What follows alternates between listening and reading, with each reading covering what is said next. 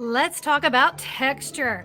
Guys, today I want to teach you some fun ways to start using texture just to add that little extra element to your greeting cards.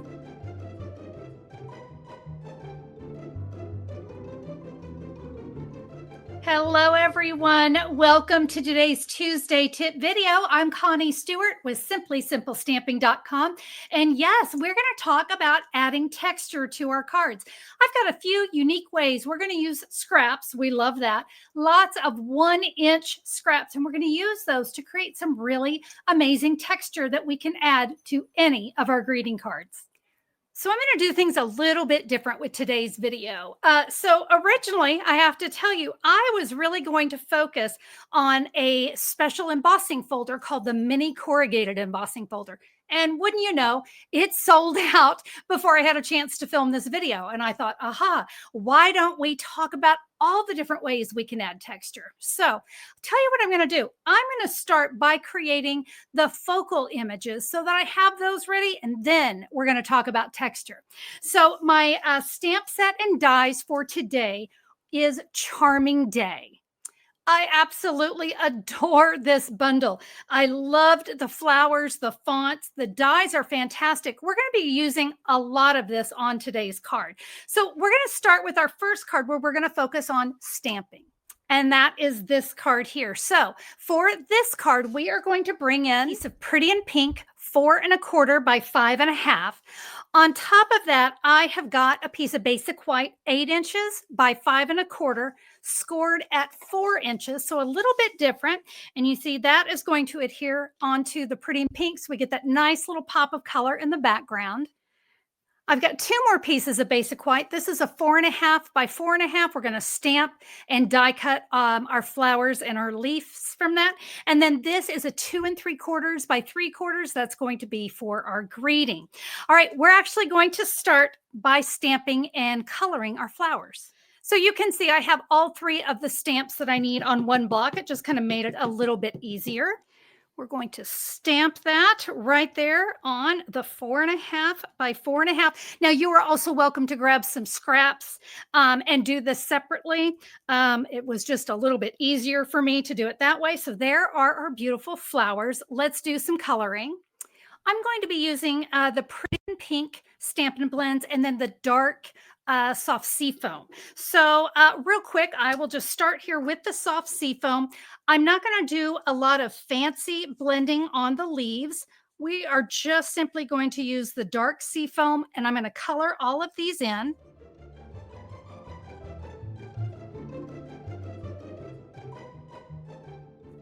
Wouldn't it be great if we could really color that fast?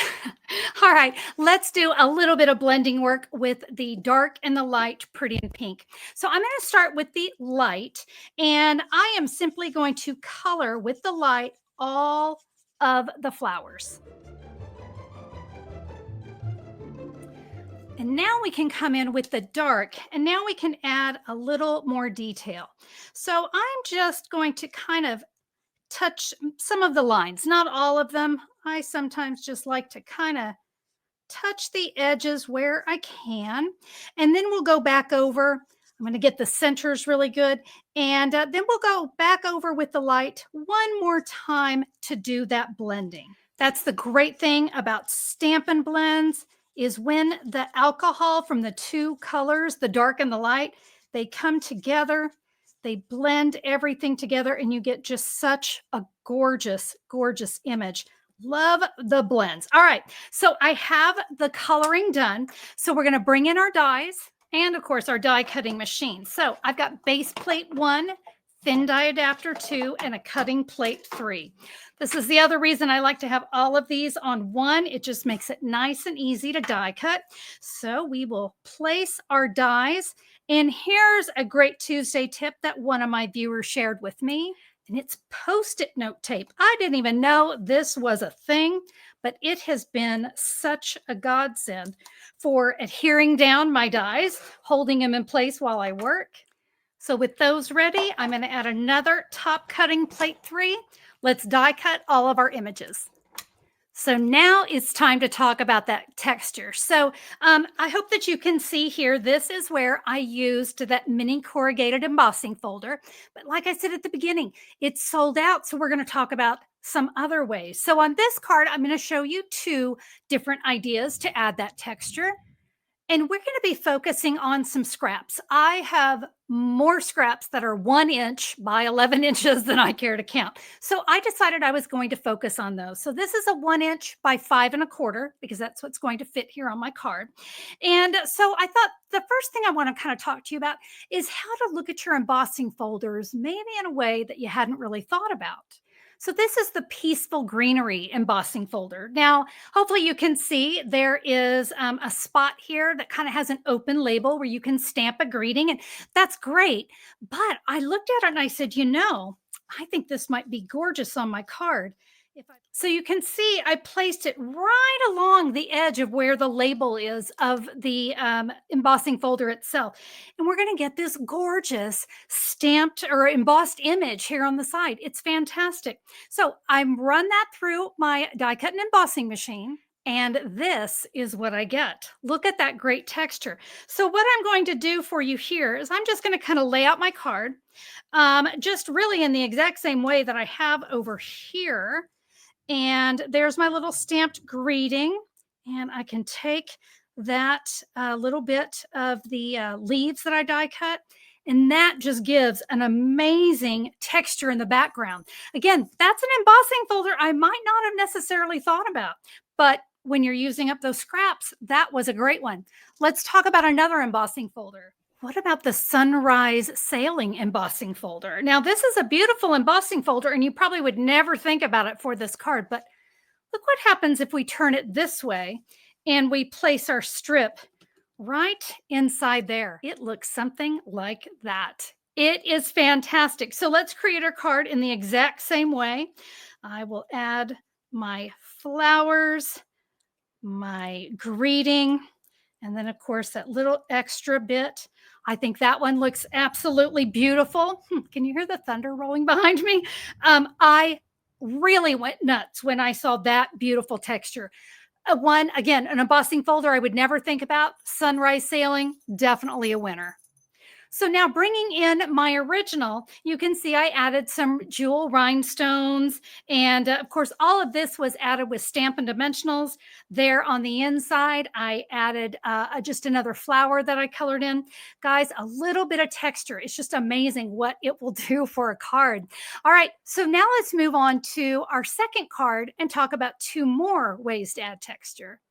Don't forget to save or print your free download that goes along with today's video. Guys, this has your measurements, your supply list, everything you need to recreate the cards. You even have a QR code, so you can come right back here if you need to watch those again. You will find this free download at simplysimplestamping.com, or you can look down in the YouTube description for the direct link. For card number 2, we're going to be using some Petunia Pop instead of the Pretty in Pink. We're going to change things up a little bit. This card, we're really going to focus on the dies themselves because there are some great detailed dies in the Charming Day bundle. So we've got our Petunia Pop 4 1/4 by 5 1/2. We have our card base 8 by 5 1/4, scored at 4 inches. For my die cutting, I'm going to need a piece that is 4 1/4 by 4 1/4. My sentiment, which I already stamped for you there, that is a 1 3/4 by 1 1/4. And we're going to layer that. I just thought this was really nice to layer these two together. So that is a 2 inch by 1 1/2 inch. So I'm going to go ahead. I've got Stampin' Dimensionals on the back of my greeting. I'll go ahead and put that together. Now let's talk about the dies. I said we have those gorgeous detailed dies, and we are going to be able to fit the big collection of flowers, the single flower, and then a set of leaves. All right, we are going to run those through our die cut and embossing machine the exact same way we did before. When I said they were beautiful, I wasn't joking, was I? Aren't those so pretty? So to add the dimensionals to the back of this one, you're really just going to look for the spots that you don't have the die cut out. You know, we don't want our Stampin' Dimensionals to peek through. Now for this one, I'm going to need to bring in some of my small dimensionals. And if you don't have the small ones, you can cut your other ones in half. But we do want to make sure on all these delicate little areas, these little leaves, that we do get a Stampin' Dimensional on there. Now, these two here, no dimensionals. We're going to add that to the inside of the card. But we're here to talk about texture. So now that we have our pieces ready, let's talk about a couple other different ways you can add texture. And for this one, I'm going to be using my Simply Scored board. So I have my piece of cardstock. And even though I said I loved the Mini Corrugated Embossing Folder, I'm going to kind of create my own version of it. So I'm going to put the 1 inch of my cardstock up at the top, and I'm going to score it at every 1/4 of an inch. And I want you to, I'm using the wrong one. I want to use the wider ball. If you don't have this particular tool on your Take Your Pick tool, you'll have a couple different options. And we're just going to kind of make some really good deep grooves. Looks like we're going to get 3 of them on there. Now, this is where we're going to get the corrugated look. We're going to flip this over. And now we're going to do that same thing, only we're going to hit the 1/8 inch mark. So really, we're just going to go in between all of the 1/4 inches. Look at that fantastic texture. Yeah, it gives a little bit different look than the corrugated, but boy, I just really like it. So there, I've added my card. Here is my gorgeous embossed cardstock. Now let's kind of lay our pieces out about like that. And then we add a little petunia pop ribbon. I think that is absolutely gorgeous with these flowers. All right, so now I want to teach you a little twist, if you will, on this method. So can you see that on this particular piece, I ran it through my embossing folder at an angle so I'd get, these nice corrugated angles. Well, can't really do that very well with the Simply Scored board, but I came up with a little trick, a little tip for the day, if you will. Let's see what you think of this one. I have a piece of copy paper. This could be junk mail. This could be anything. This is a 4 1/4 by 5 1/2. And in advance, I scored everything every 1/4 of an inch. All right. So nothing more than that. It's going to act as a guide for me. So I'm going to want the groove side down. Okay. And I'm going to take my piece, my 1 inch by 5 1/4.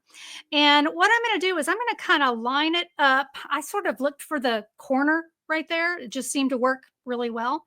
So we gave ourselves a nice straight corner. And then my other end, just wherever it was going to land. Let's bring in that Post-it note tape. It did come in awfully handy. So that'll kind of, whoops, I want to make sure I kind of keep that area free because this is going to go right inside my Simply Scored board. All right, I'm now going to place that right here into my Simply Scored board. And having those lines already there makes it so easy because now I can see right where to score. Can you see how I'm doing that? It just, versus trying to find the line, I found that having this little template here really made it nice and easy. All right, I'm going to give all of these lines a score. All right, we're going to remove that from our little template. I'm now going to flip it over, all right?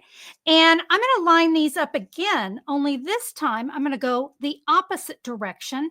And instead of lining them up exact, I'm going to go right in between. Just right in between. You'll kind of see where they go, and they line up just right.